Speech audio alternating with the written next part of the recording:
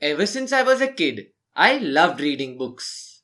While my reading journey started with fiction, I was reading a lot of practical and self development books by the time I was a teenager.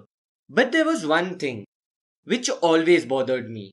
Most of the time, I would not be able to recollect the major lessons even after a few weeks of having read them. Now, the problem with that was whatever value I had gained by reading was lost. If I didn't remember the lessons, how could I possibly apply them in my life? Most of us never give any actual thought to the process of reading, which is the reason why we end up losing the value gained from it. In How to Read a Book, Mortimer Adler sheds light on the idea that there are four different levels of reading. The first level is called elementary reading. As the name suggests, anyone who has been to school is already skilled at this level. The second level is called inspectional reading. A lot of times, we don't realize that the book we're reading is not worthy of our time until we've gotten through a major portion of it. The reason this happens is that we often pick up our next read without getting a fair idea of the book and its content. And that's where inspectional reading comes into the picture. Think of inspectional reading as systematically skimming the book before reading it. Before going ahead and reading any book randomly, make it a habit to do the following things. Step number 1. Go through the cover and preface of the book. Number 2. Read the table of content to understand the structure of the book. Number 3. Check out the chapters that seem pivotal to the subject of the book. Read the opening and closing paragraphs of these chapters.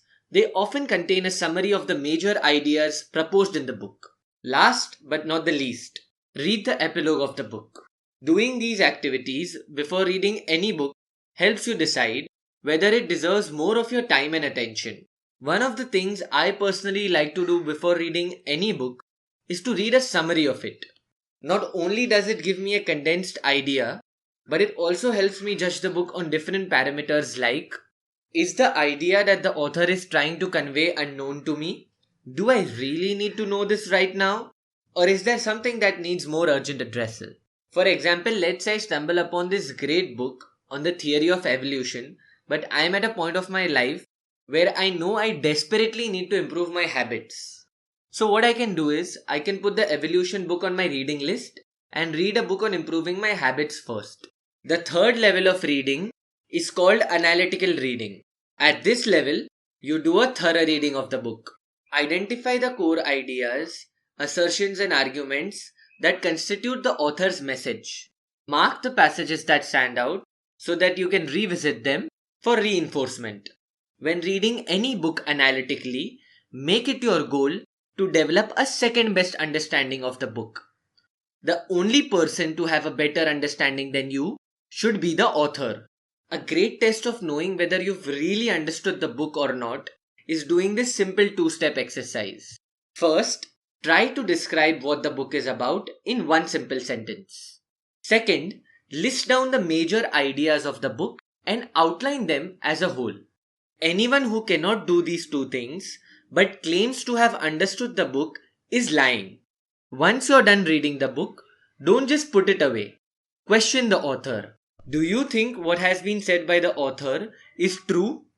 If reading is serious business for you, you need to make up your own mind.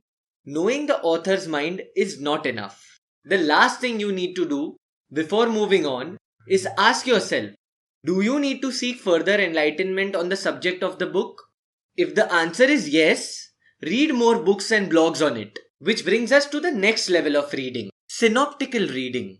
While analytical reading is about developing the best possible understanding of one particular book, synoptical reading is all about developing the best possible understanding of one particular subject. At this level, you don't read one book on a subject. You read multiple books on the same subject. Your goal should be to compare the contrasting ideas of different authors and develop your own unique perspective. For example, let's take the subject of habits. Some fantastic books have been written around the idea of building and breaking habits. But reading one book will only help you understand the author's point of view on the subject. On the other hand, reading multiple books on habits will equip you with the knowledge needed to design an enviable habit strategy specifically for yourself. Now, without a doubt, synoptical reading is one of the most difficult and time consuming form of reading there probably is. But remember, what it does for you is it gives you the highest level of understanding you can possibly get for any particular subject. Summing up the 4 levels of reading once again: elementary reading, the one we've all been taught in school; inspectional reading, you basically skim through the book to understand whether it's worth reading or not; analytical reading, you do a thorough reading of the book to develop the best possible understanding of it; synoptical reading, you compare multiple books to develop the best possible understanding of one particular subject.